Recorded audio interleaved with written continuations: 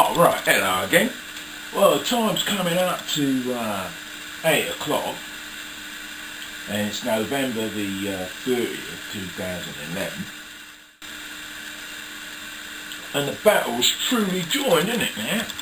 Public service workers, about 2 million of them, if you could believe the news reports, are going to be coming out on strike, already out on strike. Some haven't been out on strike since 12 o'clock last night. What is it now? The airports, they reckon these roads are going to be gridlocked, aren't they? Because they ain't, the passport checkers and the border patrol people, they've gone out on strike, ain't they? With all this fuss and everything about pensions. That's what it comes down to, pensions, don't it? What they don't want is their pensions to be eroded. Now, with the Chancellor, with his autumn statement, which was like a budget from doomsday, wasn't it? Talking about the economy having to be backtracking for about the next 6 years, and they're going to put the squash on the public service pay for another extra couple of years, and about 700,000 jobs are going, as opposed to about 500,000, which is what they was just saying the other day. This OECD, not OECD, the Office for Budget Restraint or something, or Responsibility, whatever they're called, they say if the Eurozone implodes, and the Eurozone, they still haven't sorted out their problems, have they? Even President Obama, he was trying to say to them, all right, we're ready to stand by and help you out. What the Americans can do, who knows, they ain't got no money, they're even worse financial situation than Europe is. Anyway, this Office for Budget Responsibility was saying, if the Eurozone goes, I was going to say something which is not very parliamentary actually, but fits up, but I'll have to cut that out. But anyway, if the Eurozone don't get its budget, financial overspend and debt situation sorted out, it's going to have an adverse effect on the British economy, adverse effect on British workers, British businesses. The Chancellor yesterday, George Osborne, he's like an overgrown schoolboy, really, isn't he? He was saying he's got this budget for growth. They've found £5 billion from somewhere. Poor people, really. They found it from the poor people. They're going to scam all the poor people. Meanwhile, their rich buddies from the Bullying Club still raking it in, aren't they? Bonuses from the banks and things. All this quantitative easing that the bank's coming in, where's that going? He goes to the bankers and their shareholders and whatever, and they just pocket it in. It ain't doing nothing for the British economy. Anyway, George Osborne, he's saying, we're going to be building roads and this and that and the other, we're putting in policies to help stimulate growth and whatnot. But the businesses are crying out, aren't they? They still can't get the loans.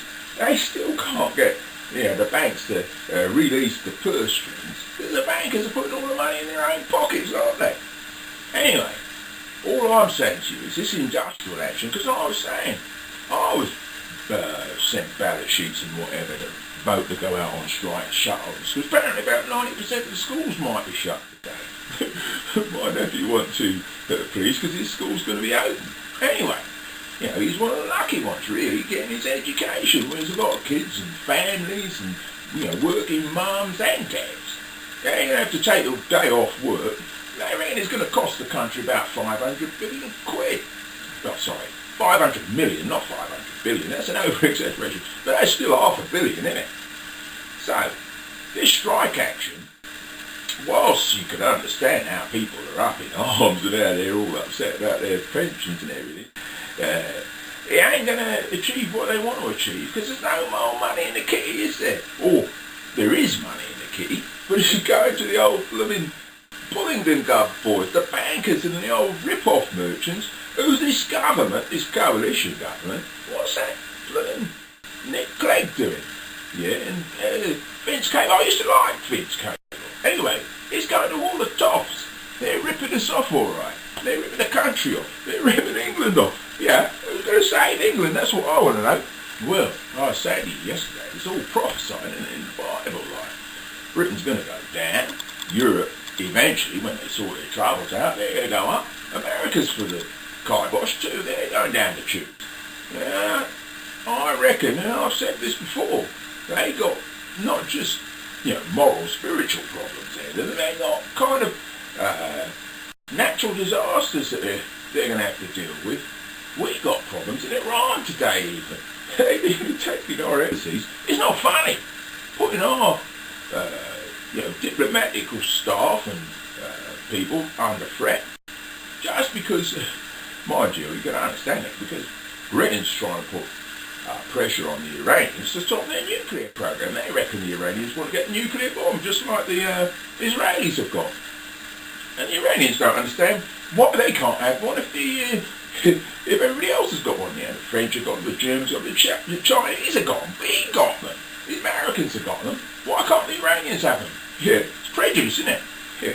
Anyway, all I'm saying to you is this. These strikers, I understand, because we are being scared. Was it Brendan Barber or these unison people, these union leaders, they go on about how, there is money there, but it's just being misapplied, misappropriated. They got a point there. But at the same time, there ain't enough money to give everybody everything what they want. Yeah. Especially when most of the people, when they put, who get the opportunity to get their hands on that money, they just rip it off. They shove billions and billions, must be over 20 billion quid or something, extra into the National Health Service. And then you've got the thing, old people can't even get fed and dressed or take to the toilet when they're in the hospital. And if you go into the hospital at the weekend, this is what I was hearing earlier in the week, you're more like always at the weekend. You're more likely to die, because the consultants are off on the golf course or at the theatre or somewhere, or probably off with George Osborne on a jolly, and no one's there with experience or whatever to look after you, so you're going to die. 10% more chance apparently. Anyway, more people die in hospital, than survive. So if you get C. diff or something like that, if you happen to be unfortunate enough to come a cropper in the hospital, they ain't going to pay out. They ain't going to pay out unless you drag them through the course, and that's going to take you 5 or 10 years. Anyway, I was hearing about this FarePak thing, or was it Fair Trade or something, FarePak. This thing where all these people save for their holidays. Yeah, they saved up with these companies for their holidays. This is 5 years ago. And this company went bust, started with all the money or something.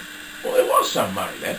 They've appointed administrators, haven't they? Now the administrators, the way the law's set up in this country, the administrators get paid first. So if there's any money there, let's say there's 100 quid there, the administrators will take all that, let's say £1 million quid there. There's more than that. They'll take all that before they pay out the creditors who put that money in there. There's something iniquitous about that. The whole system's iniquitous. I've been saying that for years and years and years. Anyway, about this strike, I understand the aggravation that people have got, but it only gonna lead to trouble. Everybody's gonna suffer, and nobody's gonna be any better off. And we've had it. We've really had it, unless we can actually get some proper government, proper leadership, Ed Balls in it, and certainly that, look at Ed, what's his name? Miliband. Yeah, he ain't there either. Yeah, we need proper leadership. Yeah, and then we also need to also be willing to take a cut in our expectations of living standards, whatever. We can't afford what we're affording. We're heaping it up on our kids. We're making our kids borrow money that they ain't going to be able to pay back because there ain't going to be jobs there for them to earn that money to pay back. Yeah, that's Tony Blair for you and the Brown government. They've squandered all the cash on their rich buddies because they're just as bad as the Conservatives, that lot. And now they're going to pile all the debt on our kids and grandkids. Anyway, tell you what, sooner we get back to work, sooner we start tightening our old belts, sooner we recognise that unless we get out there and pull our fingers out and pull our socks up, stop complaining and stop, thinking that everything can come on, for nothing, on the benefits and whatnot. If that goes on, and if we get getting more people in this country who aren't making any economical contributions to the country, we're sunk. Anyway, have a nice day. Bye for now.